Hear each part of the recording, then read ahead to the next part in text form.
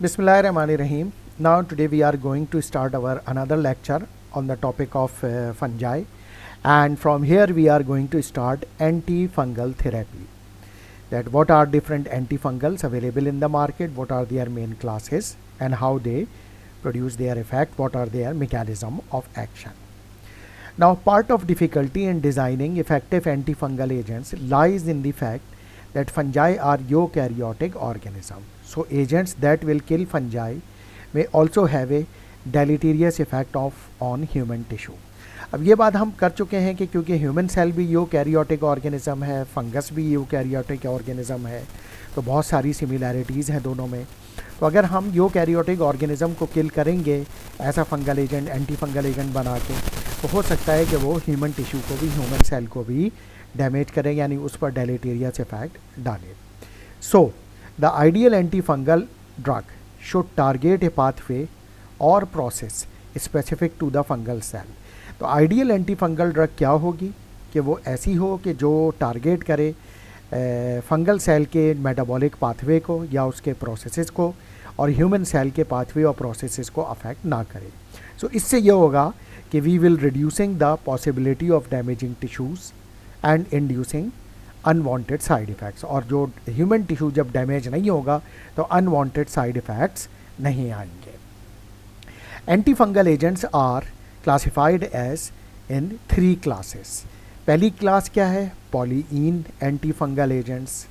उसके बाद second class क्या है? Azole anti fungal agents. फिर है हमारे पास कुछ सिंथेटिक एंटी फंगल एजेंट्स. तो इस तरह से हमने इनको 3 मेजर क्लासेस में डिवाइड किया है. Now that first the class which is polyene anti fungal agent. If you talk about the polyene anti fungal agents, they are characterized by having a large macrolide ring of carbon atom. इनके जो large macrolide ring होता है carbon atom में, close by formation of internal Easter और lactone ring.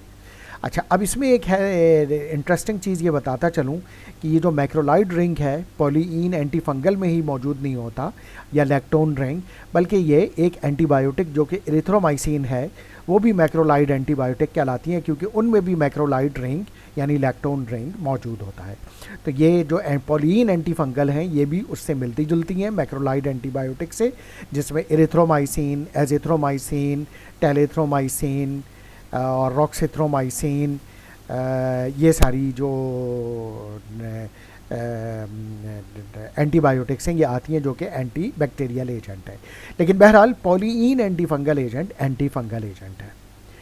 In addition polyenes have a large number of hydroxyl groups. यानी macrolide ring के अलावा इसमें और क्या है, या लैक्टोन रिंग के अलावा हाइड्रोक्सिल ग्रुप्स हैं बहुत सारे, distributed along the macrolide ring on alternate carbon atom. यानी हर एक कार्बन को छोड़ के हर ऑल्टरनेट कार्बन एटम पर हाइड्रोक्सिल ग्रुप अटैच होगा.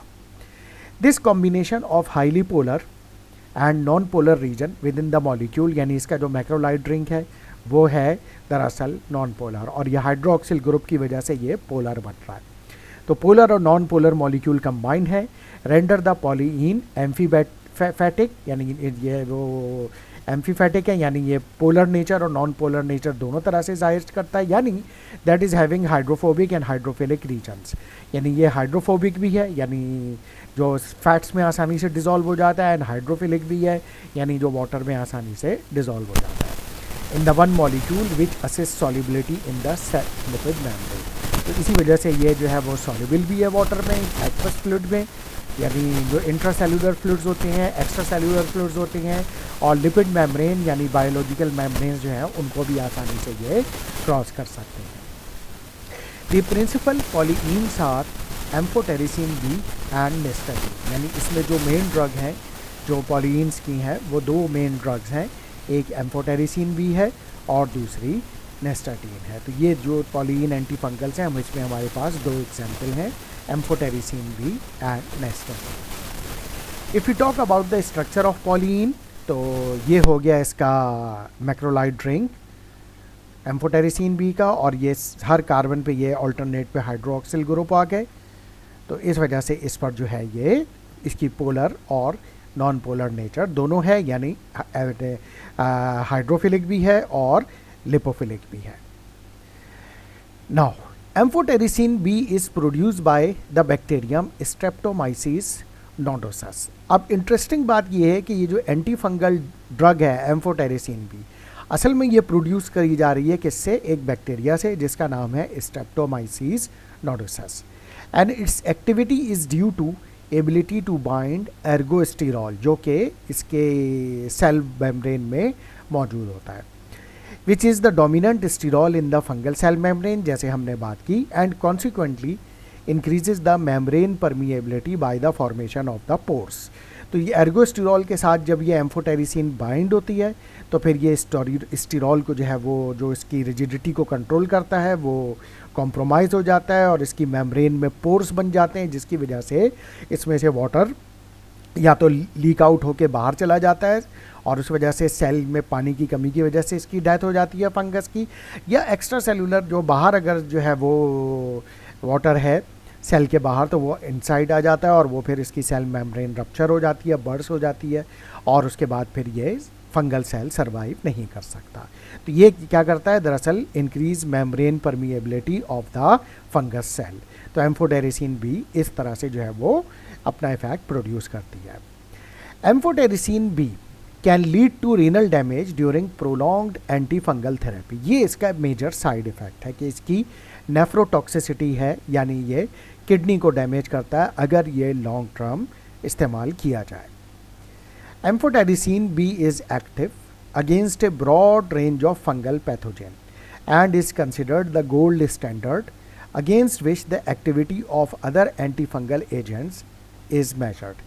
एम्फोटेरिसिन बी सबसे पहली एंटी फंगल ड्रग है नेस्टाटीन के साथ, और ये सबसे पहले आई थी, और इसकी खूबी ये है कि it is very broad spectrum anti fungal agent, यानी ये बहुत सारे फंगस को किल करती है, चाहे वो डर्मेटोफाइट्स हों, ईस्ट हों या मोल्ड्स हों, तमाम के ख़िलाफ़ अगेंस्ट ये इसकी एफिकेसी है। इस वजह से इसको एक स्टैंडर्ड कंसिडर किया जाता है, यानी गोल्ड स्टैंडर्ड।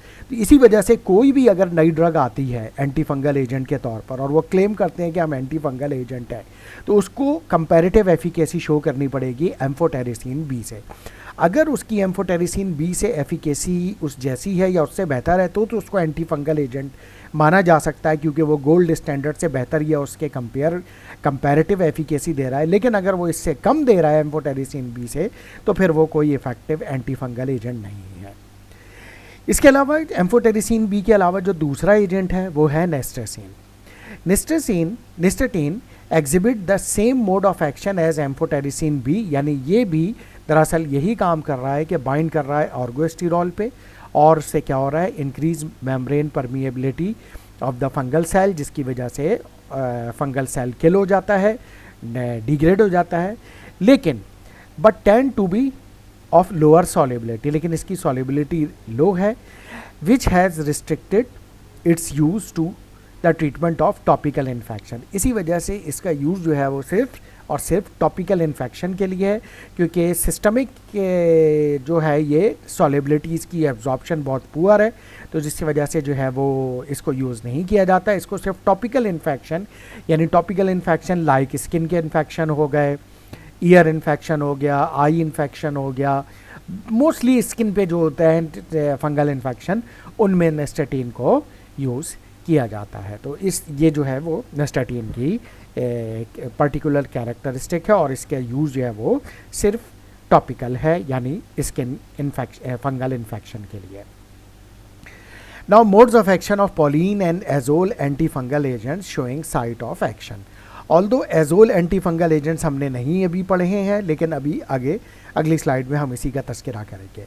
अच्छा, अब ये हम देखते हैं कि ये एक जो शोइंग साइट ऑफ एक्शन, ये जो है एक्यूमुलेशन ऑफ एर्गोस्टिरॉल, ये हो गया एर्गोस्टिरॉल, ठीक है ना, यानी जो कि फंगल सेल में मौजूद होता है, and site of action of amphotericin B. तो ये एम्फोटेरिसिन बी इसके इस रिंग को अटैक करती है और इसको ब्रेक कर देती है, तो उससे क्या होता है कि फिर ये एर्गोस्टिरॉल रिमेनिंग नहीं रहता। और हमने ये बात की थी कि एर्गोस्टिरॉल दरअसल बैकबोन होती है इसकी सेल मेम्ब्रेन की, और वो इसकी रिजिडिटी को मेंटेन करता है। तो लाजमी बात है कि जब ये इसकी रिजिडिटी मेंटेन नहीं रहेगी तो फिर ये फंगल सेल सर्वाइव नहीं कर सकेगा। इसके बरक्स ये जो लेनोस्टिरॉल है, ये एक और जो है वो कंपोनेंट है, site of action of azole. तो ये इस पे जाके एक्ट करता है, ठीक है। तो एक्यूमुलेशन ऑफ विच इज़ क्या है एक्चुअली, लेनोस्टिरॉल से 14 अल्फा डिमिथाइल लेनोस्टिरॉल बनता है और लेनोस्टिरॉल से एर्गोस्टिरॉल बनता है। तो ये इसका जो प्रीकर्सर है जो एर्गोस्टिरॉल का, लेनोस्टिरॉल, ये उसको इनिबिट करेंगी एजोल एंटीफंगल। तो जब ये इसको इनिबिट कर देंगे तो एर्गोस्टिरॉल नहीं बनेगा, और जब एर्गोस्टिरॉल नहीं बनेगा तो लाजिम बात है फिर फंगल सेल जो होगा वो, उसकी जो सेल मेम्ब्रेन होगी वो कॉम्प्रोमाइज़ हो जाएगी, उसकी मेम्ब्रेन जो होगी परमिएबल हो जाएगी और वो फिर अपनी सेल की कैरेक्टरिस्टिक्स को मेंटेन नहीं कर सकेगा।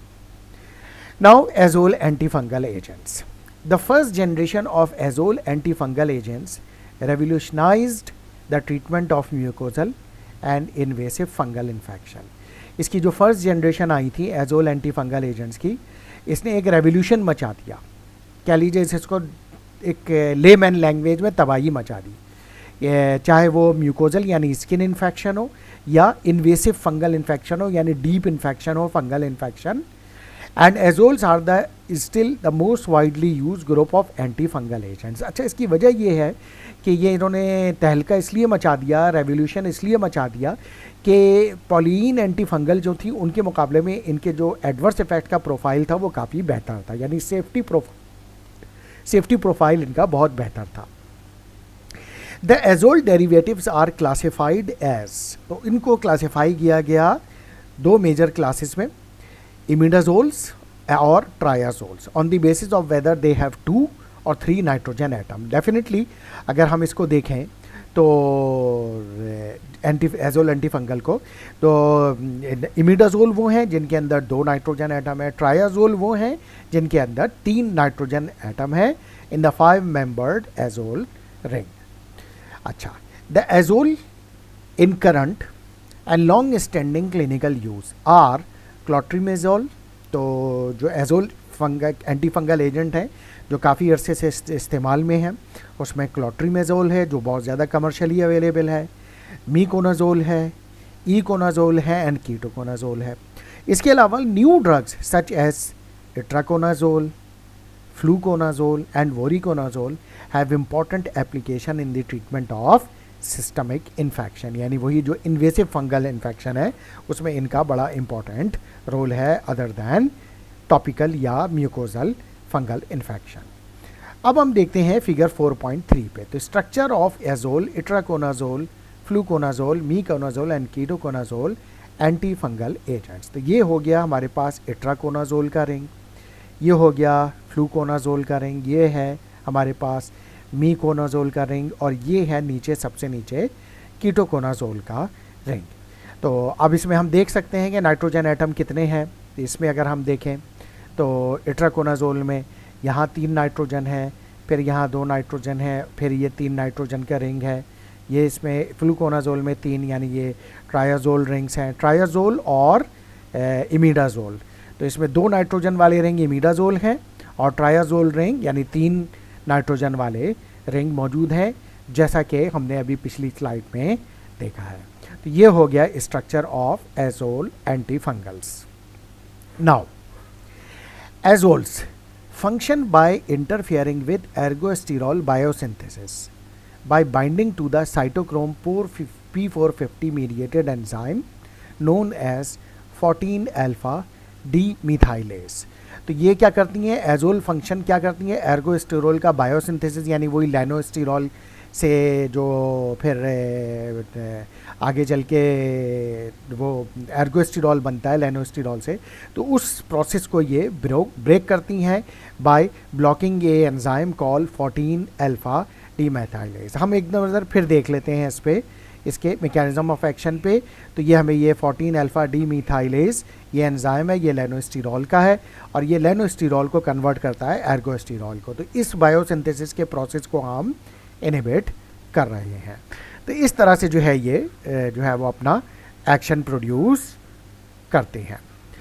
This blocks the formation of ergosterol. Ultimately फिर क्या होगा कि एर्गोस्टिरॉल नहीं बन सकेगा, and preventing the methylation of lanosterol which is a precursor of ergosterol, जो कि एर्गोस्टिरॉल का एक प्रीकर्सर है, resulting in the reduction in the amount of ergosterol, और उसके नतीजे में एर्गोस्टिरॉल का अमाउंट कम हो जाएगा in the fungal cell membrane which leads to the membrane instability, जिसकी वजह से उसकी मेम्ब्रेन की इंस्टेबिलिटी हो जाएगी, यानी उसकी परमिएबिलिटी बढ़ जाएगी, ग्रोथ इनहिबिशन होगी, सेल डेथ होगी in some cases. An additional consequences of the block in the ergosterol biosynthesis is the buildup of toxic intermediates, और इसके अलावा ना सिर्फ ये कि एर्गोस्टिरॉल बायोसिंथेसिस ब्लॉक होगा, बल्कि जो इंटरमीडिएट कंपाउंड होंगे वो भी टॉक्सिक होंगे, जो टॉक्सिक कंपाउंड ये बन रहे होंगे इंटरमीडिएट में, which can have a fatal effect on the cell, यानी ये मज़ीद फेटल इफेक्ट सेल पर डाल रहे होंगे। अच्छा, एजोल एग्जिबिट्स है broad spectrum of activity in vitro. In vitro तो इसकी एक्टिविटी बहुत ज़्यादा ब्रॉड स्पेक्ट्रम है, being capable of inhibiting growth of most Candida, यानी ईस्ट हो गए, क्रिप्टोकोकस हो गए, एंड मोल्ड्स भी हो गए, एस्परजिलस स्पीशीज़ एंड डर्मेटोफाइट्स। यानी अगर हमें कहें कि एजोल एंटीफंगल्स भी पॉलीन एंटीफंगल की तरह ब्रॉड स्पेक्ट्रम है, तो इसमें ये बात गलत नहीं होगी। लेकिन बहरहाल फिर भी जो पॉलीन एंटीफंगल है, पर्टिकुलर एम्फोटेरिसिन भी, वो अभी भी कंसिडर किया जाता है गोल्ड स्टैंडर्ड, और एजोल से ज़्यादा बेहतर कंसिडर किया जाता है। हाँ, प्रेफर्ड ड्रग इस वजह से नहीं है क्योंकि एम्फोटेरिसिन बी के एडवर्स इफेक्ट बहुत ज़्यादा हैं, और पर्टिकुलरली नेफ्रोटॉक्सिसिटी उसका एक बड़ा ही शदीद एडवर्स इफेक्ट है, जिसकी वजह से उसको फर्स्ट लाइन ट्रीटमेंट के तौर पर इस्तेमाल नहीं किया जाता। इसके बाद है हमारे पास सिंथेटिक एंटी फंगल एजेंट्स। अगर हम सिंथेटिक एंटी फंगल एजेंट्स की बात करें तो हमने ये बात कर ली पहले पॉलीन की, फिर एजोल की, अब है synthetic anti fungal agents. Flucytosine is a synthetic fluorinated pyrimidine, यानी इसमें कौन सी ड्रग है हमारे पास?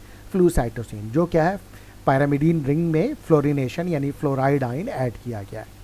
That has been use as an oral anti fungal agent, oral anti fungal agent के तौर पे यूज़ किया जाता है।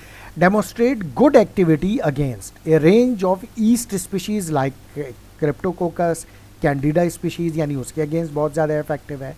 And moderate level of activity against Aspergillus species, यानी मोल्ड्स के अगेंस्ट भी ये इफेक्टिव है, लेकिन ईस्ट पे बहुत अच्छी एक्टिविटी है, गुड एक्टिविटी, लेकिन मोल्ड्स पर इसकी एक्टिविटी मॉडरेट है। Two modes of action have been proposed for flucytosine, क्योंकि इसका एग्जैक्ट मैकेनिज्म ऑफ एक्शन हमें मालूम नहीं है, लिहाजा दो प्रपोज्ड मैकेनिज्म ऑफ एक्शन इसके एग्जिस्ट करते हैं। पहला क्या है? One involve the disruption of the protein synthesis, यानी जो इसकी फंगल प्रोटीन सिंथेसिस है उसको स्टॉप करना। कैसे? By the inhibition of the DNA synthesis. आपको पता है डीएनए से आरएनए बनते हैं और फिर आरएनए से प्रोटीन्स बनती हैं, तो अगर हम डीएनए की सिंथेसिस को ही इनिबिट कर देंगे तो फिर प्रोटीन सिंथेसिस भी इनिबिट हो जाएगी और फंगल प्रोटीन नहीं बन सकेगी, जिसकी वजह से फंगल सेल की मल्टीप्लिकेशन और डिवीजन स्टॉप हो जाएगी और फिर वो फर्दर जो है वो ग्रो नहीं कर सकेगा। तो एक मैकेनिज्म ये है। अच्छा, इसके अलावा क्या है और क्या? While the other possible mode of action, यानी जो सेकंड मोड ऑफ एक्शन है, is the depletion in the amino acid pools within the cell as a result of inhibition of protein synthesis. दूसरा mechanism क्या है कि इसमें amino acid का जो पूल होता है, यानी जो स्टोर अमाइनो एसिड्स होते हैं जो कि इसकी ग्रोथ के लिए चाहिए होते हैं as a food further protein synthesis के लिए, वो उस अमाइनो एसिड के पूल को ख़त्म कर देता है, डिप्लीट कर देता है। तो ऑब्वियसली जब अमाइनो एसिड नहीं मिलेंगे तो फिर प्रोटीन सिंथेसिस भी नहीं होगा। तो ये भी एक मैकेनिज्म ऑफ एक्शन इसका प्रपोज्ड है, लेकिन जैसे मैंने कहा कि इसका एग्जैक्ट मैकेनिज्म ऑफ एक्शन हमें नहीं पता है, इसलिए हम ये कंफर्म नहीं कह सकते ये प्रपोज मैकेनिज्म ऑफ एक्शन है। Many fungi are inherently resistant to flucytosine or develop resistant after a relatively short exposure, and resistance has been attributed to alteration in the enzyme cytosine deaminase required to process flucytosine once inside the cell or to an elevation in the amount of pyrimidine synthesis। अच्छा, अब ये एक बड़ी important बात है कि flucytosine जो कि एक सिंथेटिक एंटी फंगल एजेंट है, इससे या तो बहुत सारे फंगस ऑलरेडी इनहेरेंटली यानी पहले से ही रेजिस्टेंट है, या ये कि वो इसके एक्सपोजर के बाद जब इससे ट्रीट किया जाता है तो बहुत थोड़े अरसे में ही इससे रेजिस्टेंस डेवलप कर सकते हैं। उसकी वजह क्या है? उसकी वजह ये है कि इसके अंदर फंजाई के अंदर एक अमाइनो एसिड होता है, एक एंजाइम होता है जिसका नाम है साइटोसिन डीअमाइनेज। और ये साइटोसिन डीअमाइनेज दरअसल फ्लू साइटोसिन को एक्टिवेट करता है और इसको पायरामिडीन में कन्वर्ट करता है ताकि ये एक फॉल्स बेस के तौर पर अटैच हो जाए डीएनए में और फिर प्रोटीन सिंथेसिस स्टॉप हो जाए। लेकिन क्या होता है कि इस एंजाइम में ऑल्ट्रेशन हो जाती है, यानी ये एंजाइम कम हो जाता है, जिसकी वजह से फ्लू साइटोसिन अपनी इनएक्टिव फॉर्म से एक्टिव फॉर्म में कन्वर्ट नहीं होता। और जब वो एक्टिव फॉर्म में कन्वर्ट नहीं होगा तो फिर उसकी एफिकेसी नहीं आएगी और फिर वो एक्टिव नहीं होगा और इस तरह से वो फंगस इसके अगेंस्ट रेजिस्टेंस डेवलप कर लेगा। तो ये एक मैकेनिज्म यानी इसका मौजूद है कि जिसकी वजह से ये देखा गया है कि जिसमें साइटोसिन डीअमाइनेज अगर पहले से ही कम हो तो उसमें भी फ्लू साइटोसिन इफेक्टिव नहीं होगा, या फिर अगर अभी इफेक्टिव है लेकिन शॉर्ट एक्सपोजर के बाद यानी थोड़ी सी ट्रीटमेंट के बाद फ्लू साइटोसिन से अगर वो रेजिस्टेंट हो गया है तो दरअसल उसकी वजह ये होगी कि ये साइटोसिन डीअमाइनेज एंजाइम इसके अंदर कम हो गया और या उसने खुद कम कर लिया है ताकि वो इससे अपने आप को बचा सके, यानी अपने आप को डैमेज होने से, किल होने से बचा सके। Now mechanism of action of drug resistance. अब ये कि रेजिस्टेंस पे हम बात करते हैं कि mechanism of action of anti fungal drug resistance क्या क्या पॉसिबल है। पहला क्या है? Over expression of efflux protein which act by pumping the drug out of the cell at a rate faster than the drug enter the cell. एक तो ये है कि इफ्लक्स प्रोटीन जो है वो उसकी क्वांटिटी बढ़ जाए सेल मेम्ब्रेन पे, यानी क्या हो कि असल में होता है क्या है कि नॉर्मली भी ये इफ्लक्स प्रोटीन या इफ्लक्स फॉर्म सेल मेम्ब्रेन पे मौजूद होते हैं और ये हमारी भी यानी ह्यूमन की भी सेल मेम्ब्रेन पे मौजूद होते हैं। इनका काम क्या होता है? एक तरह से चौकीदारी करना होता है कि कोई भी सब्सटेंस ऐसा जो कि सेल के अंदर दाखिल होने की कोशिश कर रहा है और अगर वो लगता है कि वो सेल को नुकसान पहुंचा सकता है तो ये इफ्लक्स प्रोटीन उसको वापस सेल से बाहर निकाल देती हैं, यानी पंपिंग द ड्रग आउट या पंपिंग द टॉक्सिन आउट। तो लाजिम बात है कि जो एंटी फंगल ड्रग हैं ये फंगल सेल को डैमेज कर सकती हैं। तो ये क्या करती हैं कि ये इफ्लक्स प्रोटीन्स उसको रिकग्नाइज कर लेती हैं और ड्रग को सेल के अंदर जाने से रोक लेती हैं, जिसकी वजह से जब ड्रग जो है वो सेल के अंदर नहीं जाएगी तो फिर वो फंगल सेल को किल नहीं कर सकेगी। तो अगर इफ्लक्स प्रोटीन की तादाद यानी ये जो इफ्लक्स प्रोटीन है ये बहुत ज़्यादा सेल मेम्ब्रेन पे आ जाएं तो ये किसी भी तरह से ड्रग को सेल के अंदर जाने नहीं देंगी। लेकिन अगर इनकी क्वांटिटी कम हो तो कुछ ना कुछ ड्रग जो होगी वो इनसे बचकर सेल के अंदर पहुंच जाएगी और फिर सेल को किल कर देगी। लेकिन अगर इसका ओवर एक्सप्रेशन हो जाए यानी इफ्लक्स प्रोटीन की क्वांटिटी बहुत ज़्यादा बढ़ जाए सेल मेम्ब्रेन पे तो फिर ये टॉक्सिन को किसी भी सूरत में या ड्रग को किसी भी सूरत में सेल वॉल को क्रॉस या सेल मेम्ब्रेन को क्रॉस करने नहीं देगी और जब लाजिम बात है वो एंटी फंगल ड्रग सेल के अंदर नहीं आएगी तो फिर वो फंगस किल नहीं होगा, यानी एक्चुअली उसने रेजिस्टेंस डेवलप कर ली। Therefore, the intracellular concentration of the drug does not reach, जैसा कि हमने बात की कि ये इफ्लक्स प्रोटीन सेल के अंदर ड्रग की कंसंट्रेशन को एस्टेब्लिश नहीं होने देंगे तो क्या होगा कि है high level enough to inhibit the target enzyme और फिर जो फंगस के एंजाइम इनहिबिट नहीं होंगे तो फिर उसकी ग्रोथ भी ख़त्म नहीं होगी, यानी वो रेजिस्टेंस डेवलप कर लेगा। इसके अलावा एक तो ये हो गया over expression of efflux protein, अभी हम फिगर 4.5 में ये देखेंगे। Another resistance mechanism that has been identified is mutation within the gene encoding the cytochrome P450। दूसरा क्या है? Gene mutation cytochrome P450 system में जो क्या करेगा कि ऐसे एंजाइम बना देगा कि जो ड्रग को फ़ौरन मेटाबोलाइज कर देंगे। तो फिर वो ड्रग जो होगी अगर एंटर हो भी गई तो वो जल्दी से मेटाबोलाइज हो जाएगी और फिर वो ड्रग जो होगी ये काम नहीं कर सकेगी। तो वही बात अगली पॉइंट में मेंशन की जा रही है कि कन्फर्मेशन ऑफ द एंजाइम यानी ऐसे एंजाइम बन जाएंगे is sufficiently altered to decrease the affinity of enzyme for the drug and thus the level of membrane ergosterol are not altered significantly, यानी वो ड्रग जो होंगी वो किसी काबिल नहीं रहेंगी और फिर वो एर्गोस्टेरॉल पर असर नहीं डाल सकेंगी और जब एर्गोस्टेरॉल अपनी जगह मेंटेन रहेगा तो फिर सेल मेम्ब्रेन जो होगी वो भी मेंटेन रहेगी और फंगल सेल किल नहीं हो सकेगा। इसके अलावा an alternative resistant mechanism is the over expression of the gene encoding the target cytochrome enzyme. This result in increased level of cytochrome inside the cell, thus countering the effect of drug. दूसरा mechanism ये है कि एक तो हमने ये कहा कि वो ड्रग को ये एफिनिटी ख़त्म कर देंगी, ऐसे एंजाइम बनेंगे। दूसरा ये है कि वो जो एंजाइम जो इनिबिट कर रही है ड्रग, वो उनकी क्वांटिटी को ही बहुत ज़्यादा बढ़ा दे कि ड्रग जो वहाँ पर आ रही है अब वो वहाँ पर नाकाफ़ी हो जाए उन एंजाइम को इनिबिट करने की जो कि एर्गोस्टेरॉल को एक्टिवेट करते हैं। तो अब लाज़मी बात है फिर कि वो अगर एंजाइम बहुत ज़्यादा क्वांटिटी में बढ़ जाएंगे, ओवर एक्सप्रेशन हो जाएगा उस जीन का जो बहुत ज़्यादा क्वांटिटी में उन साइटोक्रोम एंजाइम को बढ़ा रहा है, कि अब जो ड्रग वहाँ पे एंटर हो रही है वो इतनी नहीं है कि वो उन एंजाइम को ख़त्म ब्लॉक कर सके और फिर एर्गोस्टेरॉल की सिंथेसिस को इनिबिट कर सके। तो अब वो एंजाइम बहुत हैं, कुछ तो एंजाइम इनिबिट हो जाएंगे ड्रग से, लेकिन बाकी एंजाइम एर्गोस्टेरॉल की सिंथेसिस को जारी रखेंगे, जिसकी वजह से एर्गोस्टेरॉल वहाँ मेंटेन रहेगा और फिर फंगल सेल किल नहीं होगा। तो ये भी एक पॉसिबिलिटी है। Finally another resistance mechanism is the mutation in genes that encode other proteins involved in the biosynthesis of ergosterol.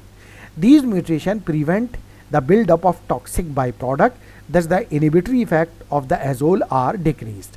एक और मैकेनिज्म क्या है, उन जीन में कोई म्यूटेशन हो जाए पर्टिकुलरली एजोल एंटीफंगल के की वजह से। जैसे हमने पढ़ा था कि एजोल एंटीफंगल जब लेनोस्टेरॉल को एर्गोस्टेरॉल के कन्वर्जन को ब्लॉक करता है तो इंटरमीडिएट टॉक्सिक मेटाबोलाइट बनते हैं, जो कि फर्दर एर्गोस्टेरॉल भी नहीं बन रहा होता और वो टॉक्सिक मेटाबोलाइट जो है वो फर्दर फंगल सेल को किल कर रहे होते हैं। तो अब क्या होता है कि ये म्यूटेशन की वजह से वो इंटरमीडिएट टॉक्सिक मेटाबोलाइट नहीं बनते, जिसकी वजह से एजोल एंटीफंगल की एफिकेसी कम हो जाती है। Now figure 4.5 mechanism of resistance to azole drug commonly found in Candida species.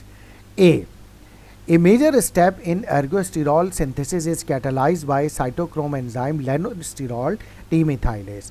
तो ये lanosterol cytochrome enzyme से ergosterol में कन्वर्ट हो रहा है, तो ये ब्लॉक हो जाए। एक ये पॉसिबिलिटी है कि इसको जो है हम इन्फ्लुएंस करें, जैसा कि एजोल जो है वो इस एंजाइम को साइटोक्रोम को ब्लॉक करती हैं ताकि एर्गोस्टेरॉल ना बने और यहाँ पे टॉक्सिक इंटरमीडिएट मेटाबोलाइट बनते हैं। तो एक तो ये है कि जिसकी वजह से अगर ये जो है वो सही काम ना करे तो फिर रेजिस्टेंस यानी इसमें जीन म्यूटेशन की वजह से। दूसरा आइए B, lanosterol toxic byproduct. Fluconazole inhibit the activity of cytochrome P450 enzyme lanosterol 14A demethylase. ठीक है, ये हमने अभी पढ़ा है। Which results in a depletion of ergosterol content, जब ये इनिबिट होगा तो एर्गोस्टेरॉल नहीं बनेगा। इसके अलावा depletion and cell membrane and buildup of toxic precursor, ये क्या है वो टॉक्सिक बाई प्रोडक्ट जो कि फंगल सेल को किल करेंगे। लेकिन अगर यहाँ पे भी हमने ये बात की कि इसके जीन में ये चेंज आ जाए कि ये टॉक्सिक बाई प्रोडक्ट नहीं बनेंगे तो फिर ये फंगल सेल किल नहीं हो सकेगा। तो इस तरह से जो है ये फ्लूकोनाजोल जो होगी फिर इफेक्टिव नहीं होगी। इसके अलावा इसी में एक और देखते हैं फिगर 4.5 में, mechanism of resistance to azole drug commonly found in Candida species. D क्या है, mutation in the active site of target enzyme can result in decrease affinity of drug without affecting the catalytic activity of the enzyme. क्या हो रहा है कि target enzyme क्या है, D. हम ये डी को देखते हैं। ये जो टारगेट एंजाइम है ये वाला, ये जो एरो से यहाँ पे बताया गया, इसमें क्या हो रहा है कि इसमें ये हो रहा है कि target enzyme can decrease in the affinity for the drug की एफिनिटी एंजाइम से कम हो गई, जिसकी नतीजे में क्या हो रहा है कि अब ये यहाँ से ना तो टॉक्सिक मेटाबोलाइट बन रहे हैं बल्कि लेनोस्टेरॉल से एर्गोस्टेरॉल भी बन रहा है और नतीजतन फिर ड्रग की एफिकेसी कॉम्प्रोमाइज़ हो गई और ये कोई फ़ायदा नहीं। दूसरा क्या है, इंक्रीज ई जो है expression of the gene encoding specific transmembrane pump CDR1 and MDR1 prevent the accumulation of a drug inside the cell. वो है ये ई, ये जो वही जो मैंने इफ्लक्स प्रोटीन की बात की थी कि ये क्या कर रहे हैं कि ये सेल से ये जो एंटी फंगल ड्रग सेल है उसको बाहर निकाल के फेंक रहे हैं, यानी इनकी क्वांटिटी बहुत ज़्यादा होगी, जिसकी वजह से ये सेल के अंदर ड्रग मौजूद नहीं रह पा रही। जब ये मौजूद ही नहीं रहेगी सेल के अंदर तो फिर ये फंगल सेल को किल किस तरह से करेगी। तो ये इसके रेजिस्टेंस मैकेनिज्म है। रेजिस्टेंस मैकेनिज्म के बाद है some clinically important fungi, but that we will going to discuss in our next lecture. Thank you very much.